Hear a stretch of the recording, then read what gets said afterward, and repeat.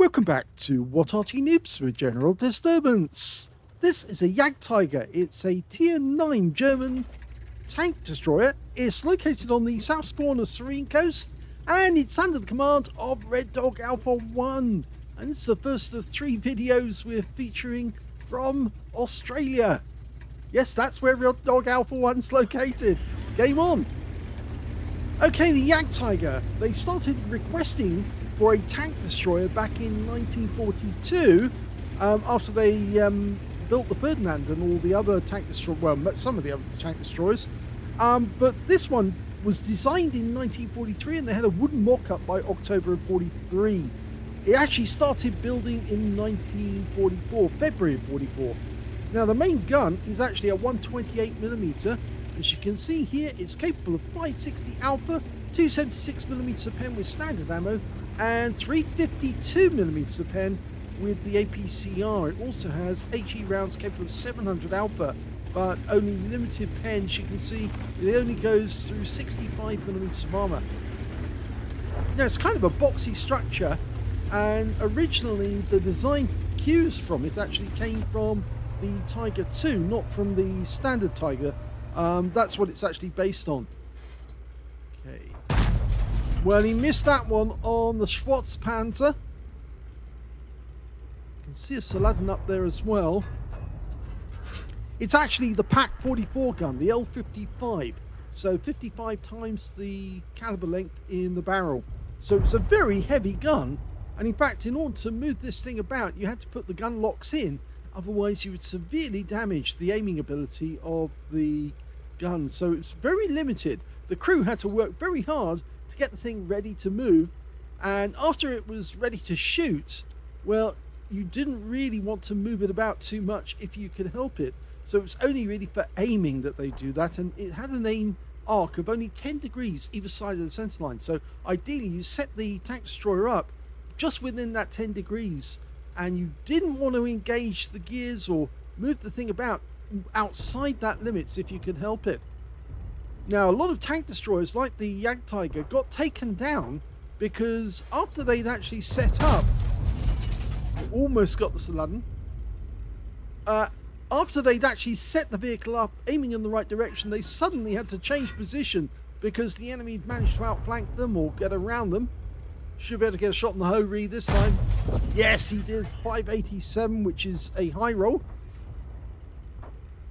So they then had to set the thing up all over again. And if they didn't put the gun locks in, they risked taking severe damage to the aiming, and that would depreciate or debilitate its ability to shoot accurately. The other thing was that when they had to move it about a lot, then that's when this thing became very vulnerable because it wasn't particularly fast. 38 kilometers an hour was the maximum speed that it had, but of course it worked up to that speed very slowly because it's very, very heavy. It's 80 tons in weight, just under 80 tons actually, 79 tons, but it didn't have much in the way of power, so it was very restricted how fast it could move, and it only does 12 kilometers an hour in reverse, so it's snail pace really, walking pace. And consequently, a lot of Jagdtigers got taken out by Allied tanks simply because they were turned sideways on, and the armor on the side of the vehicle was penetrable. You know, it may have had 250mm of armor on the front of the hull, and the turret, well, about the same, but on the sides it was only 80mm, which meant that if the enemy of the Allied forces, especially things like Pershing tanks, could actually get a 90mm round into the side of a Jagdtiger, then that Jagdtiger was going to go down. And lots of them actually were taken out by our guys simply because they managed to put a round through the side. Either that or they got disabled because they broke down. And when they broke down, the crews then, if they couldn't repair it, they'd have to destroy it because they didn't want it falling into enemy hands. Mainly down to the fact that it had a lot of technology on it that the Allies didn't know about. They did eventually capture Jagdtigers, not intact as far as I recall. Only a couple, I think, managed to get captured intact. And one of those, I believe, is at the Tank Museum at Boddington. But yes, the ones that were captured were towards the end of the war when they were abandoned by their crews, mainly because they just couldn't fix them. Okay, so he's got targets now with fairly low hit points, but gun depression is pretty poor. It's only 7.5 degrees. Oh, he missed that one. He actually fired that one into the ground, I think. He's got the bit of the Scorpion showing. He's got a 128 as well. And he is gone, but we didn't get the kill. The Ferdinand did. If I remember correctly, the Scorpion actually had the Pack 43 gun rather than, I think it was Pack 43. Well, maybe I'm wrong. Maybe it was the Pack 44. Yes, I think it was the Pack 44, actually, because it was 128mm. You notice how he carves through that K91 PT. It's very good pen. Even with the standard shells 276, it's just like obliterating them. The shells are shooting through them. High velocity shells as well. They've got a muzzle velocity of 1,200 kilometers per second. So yeah, this 1,200 meters per second. If it was 1,200 kilometers in a second, that would be orbital speed. But at least I think it might be. Yes, I think it would be actually. Yes, for sure. Yeah. Okay, K91's pulled way back, and I think most of the enemy tanks are actually out on the peninsula at the moment. So they're some distance away. And if we had to rush to get back to our own cap, well, that's not going to be easy. Just like that Ferdinand had difficulty going over that little cliff edge there. And now we're going to have the same problem. And yes, our teammate is actually in the way. Could you believe that? The AMX AC-48 is being holed in the side. And now we're going to target. That's a good one. 582, another high roll on the AMX 50-120. Now he's got a lower caliber gun than the one we're firing. There you go. Oh, just missed that one. Missed out on getting that shot. That would have been nice. Okay, so abandoning this position and moving on. Now I believe at Bovingdon they've actually got the rear of the Jagdtiger open, so you can actually look in and see what the engine looks like inside and how it's all arranged. It's not a fully working mock-up, of course. It's a non-mobile one. It's just sitting there as a display. But it is an impressive piece of kit, but I think it's just too heavily over-engineered. They made it too too heavy for the engine. It just couldn't cope. And therefore it was very, very sluggish compared to its counterparts. Of course, the Americans had only had a 90mm tank destroyer to work with during the Second World War, and nowhere near could it compete with something with a 128mm gun. In fact, they ran out of shells for the barrels for the 128, so they actually had to build quite a few Jagdtigers with the 88mm gun instead. I think that was the Pack 43 gun, and they actually, Wargaming's put that into the game because they did use them, and they were quite quick or much better to fire, much easier to fire than the this big 128mm. And yeah, somebody coming up behind us. This vehicle does have the second highest HP and also the thickest frontal armor. Okay, Indian Panzer ahead, so let's see how he copes, because that's a post-Second World War tank built for the Indian market with a 90mm gun. Look at it, just carves straight through him. And the Indian Panzer does get one back, so he does get a pin. I'm wondering where that pin actually went in. Lower plate. Okay. But this thing is very slow to catch up with the Indian Panzer, who's purposely designed to be able to cope with the tanks that the Pakistanis had. But unfortunately, we're not so quick at catching up, so we have to double back on the Indian Panzer, hoping he's going to come around the corner. And he does. Say goodnight, Mr. Indian Panzer. He didn't even need to aim that one, he just auto-aim onto the target and take him out that way.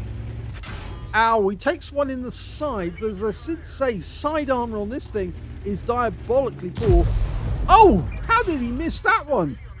Well, it looks to me like that may have actually hit the ground just in front of the strip, and that did hit. And now we've got the Astron Rex behind us. and he managed to finish us off with two 105mm rounds. And so unfortunately, we're out the game, but I think that Astron Rex doesn't have much chance of surviving because he's up against a 7032 and an M53, M55, and yeah, it's the Arty that gets him. Arty always wins,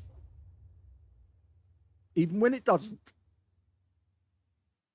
Well, even though he got taken out in the end, Red Dog Alpha 1 did get a fairly good game out of it. He got his first third-class tanker out of that game. Yes, he got a 3, but it's also the scrolls underneath, so it's the first time he's had a third-class tanker in the Jagdtiger. He also got a fire for effect for doing more damage than hit points for his own vehicle, and a win rate of 3,285, so it's not bad. He got taken out by somebody who shot a round into him from behind twice, and they both penned. So obviously, yes, he exploited the weaknesses of this vehicle, that it doesn't have any good armor except at the front of the vehicle. And so, yes, you never want the enemy to get behind you. And unfortunately for the Germans, that's precisely what did happen during World War II, because if the Jagdtigers were found in the wrong place at the wrong time, they would try and maneuver to get into the right position, but usually that exposed a weak flank and they got taken out. I do remember that the Jagdtigers set up on one ridgeline to actually shoot at the Americans, or at least one Jagdtiger did, and then he saw the Americans on his flank, and therefore he turned to actually engage those one, had to move the vehicle, and when he did move the vehicle, he virtually turned it all the way around to actually retreat and find a new firing position, and of course the enemy, the Americans, just shot him in the rear and killed him that way. So yes, he just made many basic mistakes. In fact, he wasn't the only one. They actually gave the Jagdtigers to some of the best tank commanders that were still alive. And even they remarked that the guys who were actually driving the Jagdtiger didn't know how to drive it. And they kept taking it into positions, tactical errors, making really bad mistakes by actually exposing their weaknesses. And that's why they ended up getting killed. So there you go. Let's have a look at the team scores. Well, funnily enough, he got the second highest damage in the game. The Astron Rex, the one who shot him in the rear and killed him, actually got 11 Slayer's Medal and a Top Gun for 4,021 hit points of damage, but didn't get 20% of the enemy hit pool, and that's why he didn't get the high caliber. It was a tier 9 game after all. Second highest damage went to Red Dog Alpha 1 with 3,794 hit points, and the third highest damage went to the Striv S1, who got 3,482 hit points out of that game. When it came to kills, you can see that it was actually the Astron Rex. He got 7 kills in the end, so he was very close to getting a Radley Waters, but of course the RT saw to him, got rid of him fairly easily. Is somebody who's well practiced in an M53, M55, they're going to get the guy in the end if they know what they're doing, and of course he did. 3 kills went to the AMX AC48, our M53, M55, and then 2 kills went to the Ferdinand, the 56 TP, and on the enemy team, there's Striv S1 and there's Scorpion. I'm afraid Red Dog Alpha 1 only got the 1 kill, but he did get a fair amount of damage with that game. And when it came to base XP, we can see that the G-Saw 1008 managed 1017. He was the only one who got over 1,000 base in the game. 926 went to the Ferdinand, and 927 went to the Astron Rex, and then 926 went to the Ferdinand. And you can see Red Dog Alpha 1 got 793 out of that game as well. So, yes, he's a little way down the table on XP, but then he's still working his way up on this tank, so he hasn't got full experience yet, but he's getting there. And this is on the NA server, by the way, because, of course, a lot of Australians and New Zealanders have now, or Kiwis, as I should call them, have actually now moved on to the NA server because, of course, it's just not easy to play on the Hong Kong server or the Asia server as it is now. Because, of course, most of the people playing on that server aren't speaking the same language, and also they are very, very, how shall we say, they're not very good players. They're not very helpful players. They're not team players at all, and so it's not a good experience being on that server. Let's have a look at detail. Well, Red Dog Alpha 1 fired 14 rounds in the game, got 8 direct hits on the enemy, 7 penetrations. 3,794 hit points of damage, of which 1,109 were at more than 300 meters. He got 8 hits received, only 7 of those penetrated, 1 non-penetration, 250 hit points of damage blocked by armor. Yes, he did get penetrated by the Indian Panzer, by the Astron Rex twice, and also by that Striv, who managed to get around through his side as well. 6 enemy vehicles were damaged, 1 was killed, 121 hit points of damage assistance. Now, he did earn a profit in this game because he had a premium account. He got 7,698 credits. And he also made a profit on XP because he got a mission completion. So he took away 8,879 experience points. I'm expecting that sooner or later, Red Dog Alpha 1's going to come in with a few good games in the Jagdtiger, because once he's got the hang of it, and I think he really does need to remember that it's only got armor at the front, so you have to play it as a long-range sniper, or at least in such a way as the enemy cannot get shots on your side, so they can't damage you. And you've got to cover your flanks as well, just in case the enemy gets behind you, or you move into a position where the enemy can actually shoot at you from different direction, because that's the same problem that they had during the war, and that's why they lost so many Jagdtigers who were bad commanders who were driving the thing incorrectly or handling it incorrectly. So I hope you enjoyed that replay. If you did, please give this video a like, do subscribe to our channel, leave a little comment down below because it feeds the algorithm, and thank you for watching.